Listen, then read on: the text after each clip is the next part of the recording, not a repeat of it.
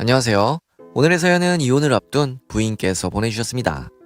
남편분이 외도하는 가운데 그 외도를 남편이 외도하던 상대 배우자와 함께 잡았다고 하시는데요. 대체 어떤 사연일지 한번 읽어보도록 하겠습니다. 살다가 이런 일을 겪을 줄은 몰랐습니다. 제 주변에도 이혼을 한 사람도 있고 배우자가 외도한 사람도 있거든요.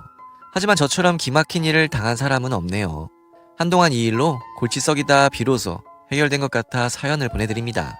저는 올해로 33살의 여자고요. 결혼했지만 이혼을 앞두고 있습니다. 우리 남편은 저보다 2살 더 많아요. 일단 우리는 결혼을 꽤 일찍 한 편입니다. 우리 애가 벌써 초등학교에 다니고 있으니까요. 대학 졸업하기 전에 결혼 이야기가 나와서 졸업과 동시에 결혼했지요. 저희 집안이나 남편네 집안이나 모두 집안이 썩 넉넉하지 못했어요. 양가 부모님께 결혼 비용도 도움받았지만 그 외에는 거의 맨주먹부터 시작했습니다.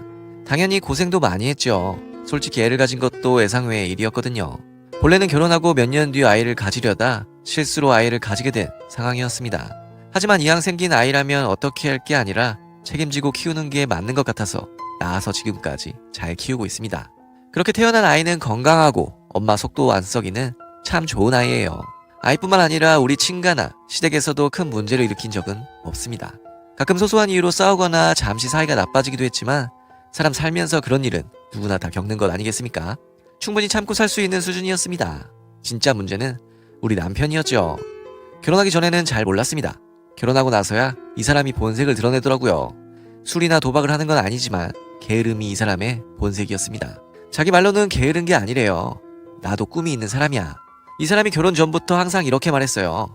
그래서 다니던 직장도 자주 그만뒀고 알바도 그만둘 때도 저는 그러려니 했습니다. 공모전이나 혹은 다른 자격증이니 하면서 자기 꿈을 위해 열심히 사는 것도 나쁘지 않다고 생각했거든요. 하지만 결혼을 하기 시작하면서 어느덧 꿈 이야기도 점점 줄어들더라고요. 꿈이 사라지는 대신 열심히 일하고 산다면 그것도 괜찮겠죠. 그게 바로 가장으로서의 책임감일 테니까요. 하지만 이 사람의 그것도 아니었습니다. 남편은 결혼하고 몇 달 뒤에 다니던 직장에서 그만두고 이후 몇 달이나 아무 일도 안 하면서 방황하는 일의 연속이었습니다. 나중에는 저는 아침 7시에 일어나는데 출근할 때까지 자고 있고 이후 12시가 다 되어야 일어나서 아점 챙겨 먹고 빈둥거리다 밤늦게 자는 생활을 반복하더라고요. 나이 30에 불과한 사람이 그렇게 사는 게 얼마나 한심합니까? 집에 돈이나 많으면 모를까?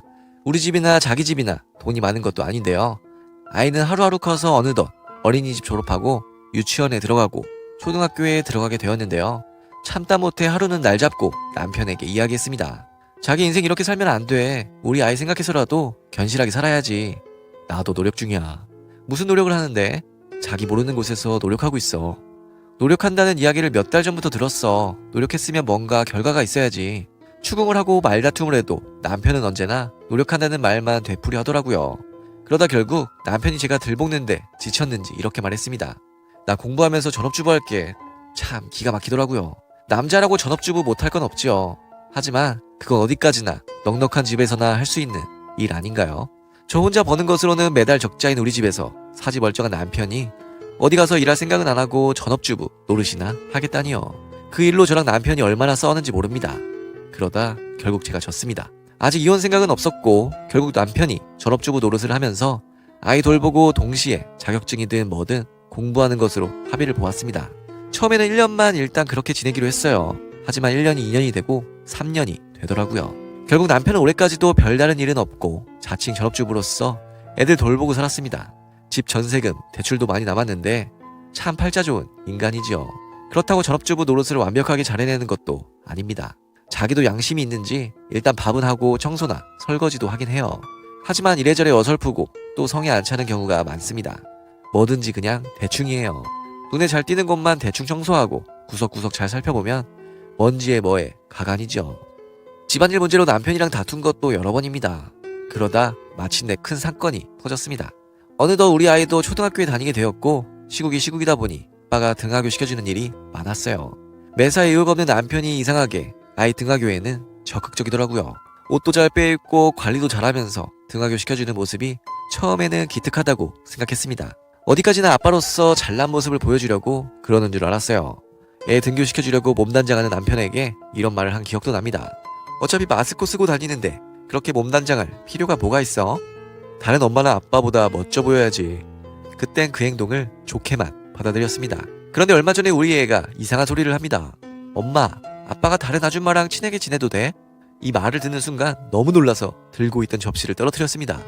마침 남편이 마트 가고 없던 게 다행이죠. 놀란 제가 아이에게 물었습니다. 아이야, 그게 무슨 소리야? 요즘 아빠가 친구 엄마랑 친하게 지내던데. 아이 말을 들어보니 친하게 지내는 게 그냥 친하게 지내는 게 아니랍니다. 서로 인사하는 정도를 넘어 정분난 것처럼 묘사하더라고요. 한 번은 자기 친구 엄마랑 몰래 뽀뽀하는 모습까지 봤다는 겁니다. 우리 아이가 이런 일로 거짓말할 아이가 아니거든요. 그렇다면 아이가 착각했거나 정말 애 아빠가 문제를 일으켰다는 뜻이겠죠. 버럭 의심이 들어서 그날부터 남편을 감시하기 시작했습니다. 하루는 작정하고 반찬낸 다음 출근하는 척하고 몰래 아이 등굣길을 살폈습니다. 남편이 아이 데려다주고 학교에서 나오는 길에 웬 아줌마랑 정답게 이야기를 나누더라고요. 척 봐도 그 아줌마가 우리 애가 말한 친구 엄마라는 걸 알 수 있었습니다. 제가 봐도 여러모로 수상한 거예요. 그래서 일단 애를 통해 그 친구 엄마가 누구인지 알아냈습니다. 물어물어 그 친구 엄마의 남편과 연락이 닿았어요. 그 남자와 이야기를 하니 그 남자가 딱 한마디 하더군요. 네, 그럴 줄 알았다. 그쪽에서도 저처럼 어떻게 상황을 안 모양입니다. 결국 저와 그 남자가 함께 불륜 커플을 잡기로 했습니다. 저만큼이나, 아니 그 남자가 저보다 더 잘 알더라고요. 잘 아는 흥신소가 있다면서 그쪽에 일을 맡기면 확실하다고 하는 겁니다. 그래서 그 남자 의견에 따라 흥신소에 힘을 빌려 증거를 모으기 시작했습니다. 남편 앞에서는 아무것도 모르는 척 착한 워킹맘 흉내를 냈죠. 바보 같은 남편은 아무것도 모르고 그 상간녀랑 신나게 즐긴 모양입니다. 흥신소에 의뢰한 지 얼마 지나지 않아 증거들이 착착 모이더라고요. 하나같이 기가 막혔습니다. 차 안에서 진한 스킨십을 나누는 사진, 서로 정답게 음식 처먹는 사진, 결정적으로 함께 모텔에 들어가는 사진까지 나오더군요. 더 의심할 필요가 없었고 저와 그 남자가 함께 배우자를 불러냈습니다. 두 연놈은 아무것도 모르고 약속 장소인 카페에 쫄래쫄래 나오더라고요. 먼저 두 사람이 서로 만나 놀라더니 이어 우리 모습을 보고 두 배로 놀랐습니다. 저희는 그런 두 연놈에게 지금껏 확보한 증거 자료들을 내밀었습니다. 움직일 수 없는 증거를 본 두 연놈 모두 아무 말도 못하더라고요. 이에 저와 그 남자가 입을 모아 말했습니다. 이혼이야. 이후 일이야 뭐 흔한 이혼 스토리로 나아가고 있습니다. 남편 놈이 저한테 무릎까지 꿇으면서 싹싹 빌더라고요. 자기가 그러려고 한 게 아니고 상대가 자기를 유혹했답니다. 애 등하교 시켜주다 유혹을 해서 넘어간 것뿐이고 모텔에 간 것도 사진에 찍힌 한 번뿐이라나요. 다신 이런 일이 없을 테니 한 번만 봐달랍니다. 이런 남편의 말은 100% 거짓말이었습니다. 제가 남편에게 내민 모텔 출입 사진이 한 장이지만 따로 증거로 가진 사진이 몇 개나 더 있었거든요. 모텔만 3곳, 출입 횟수는 총 4번이었습니다. 그것도 흥신소에서 확보한 증거만 그렇고 실제로는 더 많이 다녔겠죠. 사실이 발각된 상황에서도 거짓말을 늘어놓는 남편을 어떻게 믿고 살 수가 있겠어요. 저는 상대 남자와 의논해서 둘 다 이혼하기로 했습니다. 둘 다 서로 도우며 이혼하고 가능한 배우자에게 많은 것을 뜯어먹기로 했지요. 이미 이혼 서류 제출한 상태고요. 지금 변호사와 만나면서 이혼 조건을 조율하고 있습니다. 다행히 몇 년 동안 남편이 직장 없이 수입도 없었고 재산도 제 명의로 된 게 많아서 재산 분할도 크게 유리하다 하더라고요. 양육권이나 친권도 제가 가져올 수 있을 것 같고 남편에게는 양육비를 끝까지 받아낼 생각입니다. 사람 고쳐 쓰는 법이 아니라고 했죠. 사람 같지도 않은 남편을 용서하기보다는 빨리 갈라서서 저와 아이의 새로운 삶을 꾸릴 생각입니다. 네, 오늘의 사연은 여기까지입니다. 남편분의 외도로 이혼을 앞두고 계시다는 말씀이셨습니다. 명백히 남편분의 잘못으로 벌어진 일이니 가능한 사연 보내주신 분 입장에서 좋은 결과가 나왔으면 합니다. 그럼 저는 다음 사연으로 돌아올 테니 구독과 좋아요, 알람 설정 부탁드려요.